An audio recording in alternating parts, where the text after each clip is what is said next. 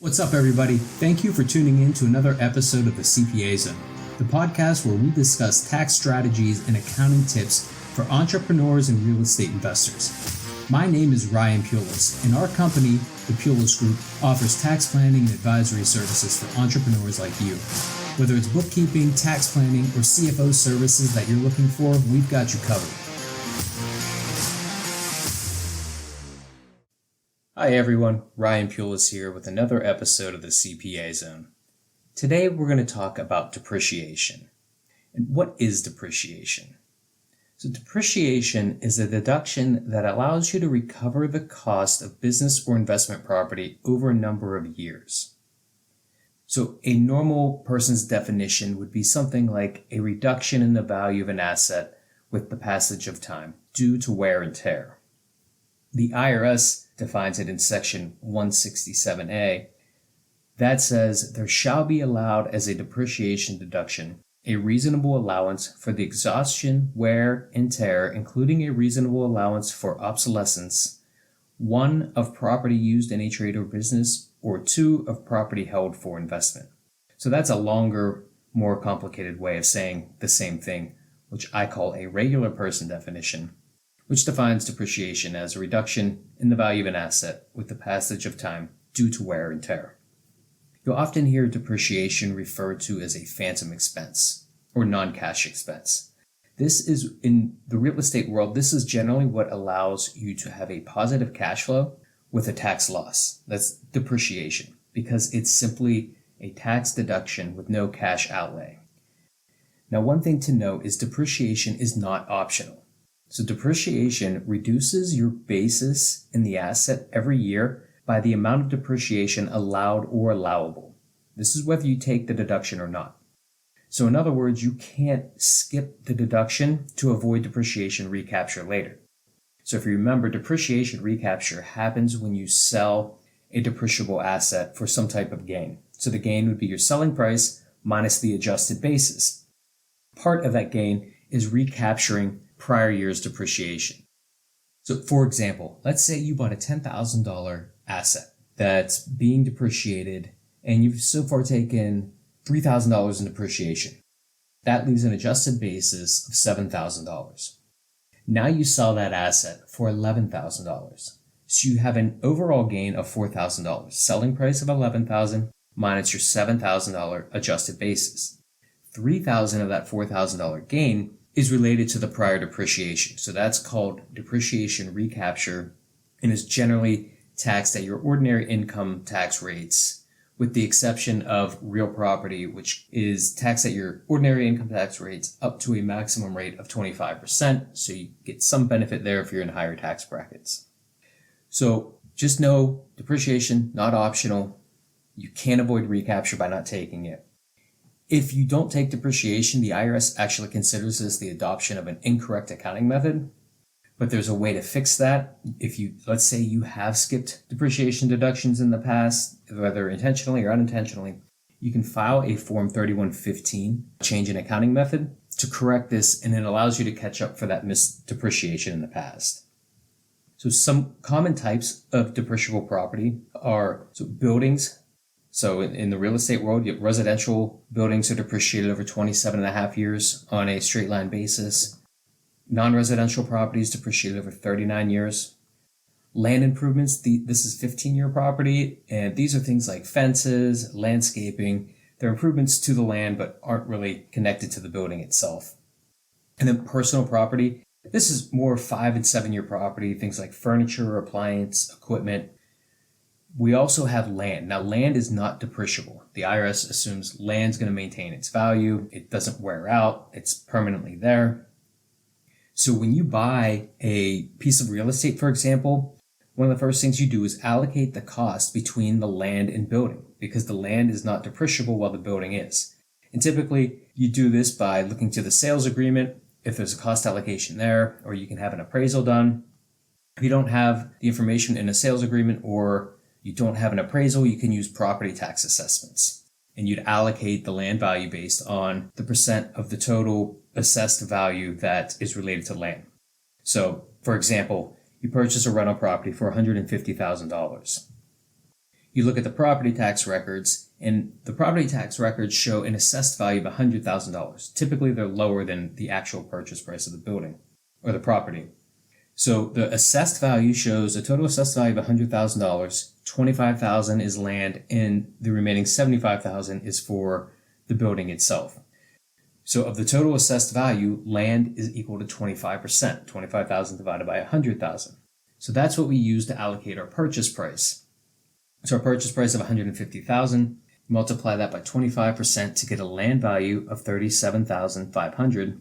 And then the building value is the remainder, 150,000 minus your 37,500 gives you a building value of 112,500.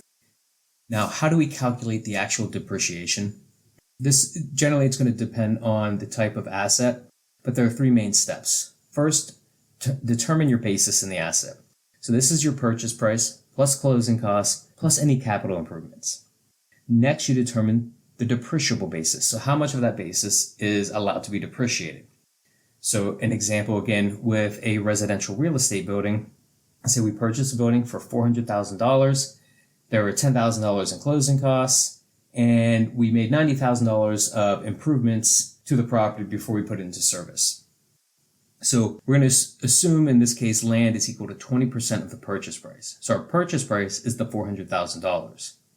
400,000 times 20% is $80,000 for the land value. So we subtract that from our purchase price. So 400,000 minus the 80,000 allocated to land gives us a building value of $320,000. Now we add in closing costs, 10,000, and 90,000 are improvements to get a total depreciable basis of $420,000.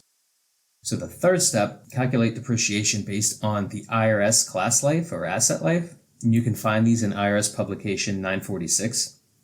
So we're dealing with residential real estate in this case, which is depreciated over 27 and a half years. So we take our $420,000 divided by 27 and a half years for an annual depreciation deduction of $15,273. So that's how you would calculate depreciation.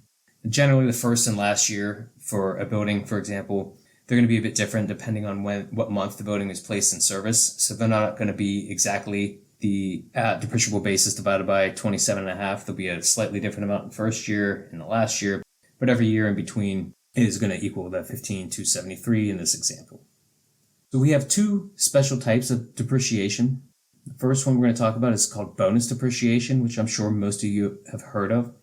Bonus depreciation essentially allows you to accelerate the depreciation of an asset in the first year at some determined rate based on the IRS code in place at that time.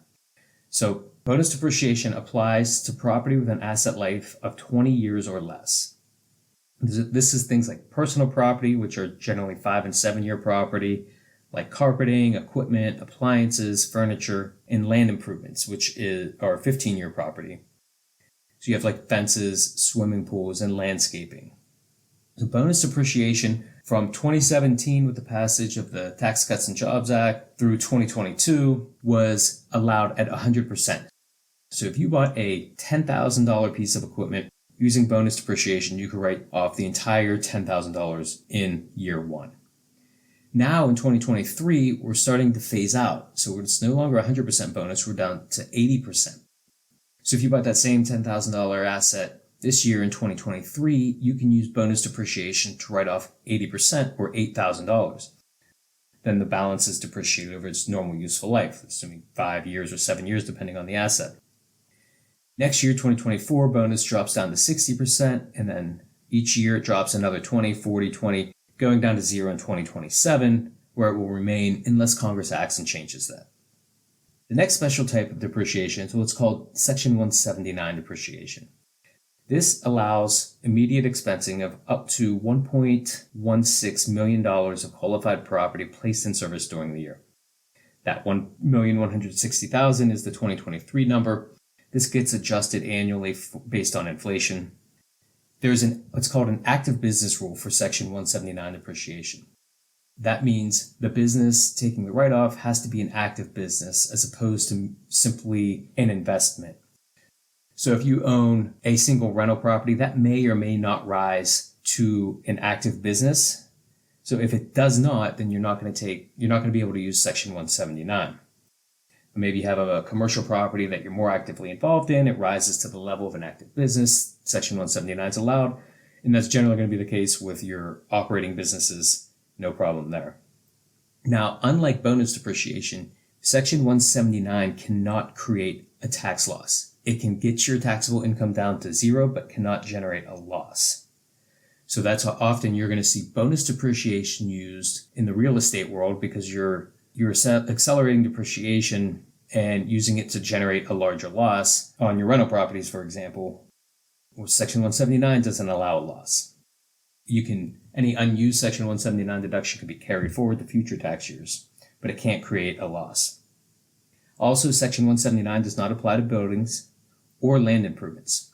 So bonus depreciation also doesn't apply to buildings, because bonus depreciation is only eligible on property with an asset life of 20 years or less, and buildings are depreciated over 27 and a half years if it's residential or 39 if it's non-residential. So no bonus, no Section 179 on buildings, but land improvements, there you can use bonus depreciation, because land improvements are 15-year property. They're under that 20-year life threshold. However, with Section 179, you cannot use that on land improvements at all. So to recap, depreciation allows you to recover the cost of an asset over time. Often this is what allows a rental property to cash flow while creating a tax loss. Remember, depreciation is not optional. You have to take it. It adjusts your basis no matter what. Bonus depreciation, 2023, we have 80%. That's going to continue to drop by 20% a year until 2027 when it goes to zero, but still a really great depreciation write-off for this year. And Section 179 allows a 100% write-off up to $1.16 million of assets placed in service in 2023, but it cannot create a loss and must be an active business. I hope this information was helpful. Please like and subscribe below. And until next time, have a great day. So that about does it for this episode of the CPA Zone. Thanks for listening, and I hope you found something valuable that you can take away. We are taking on new clients, and if you'd like to work with us, then go to our website and fill out the client intake form on our contact page. This can be found at thepulisgroup.com/contact. That's ThePulicegroup.com/contact.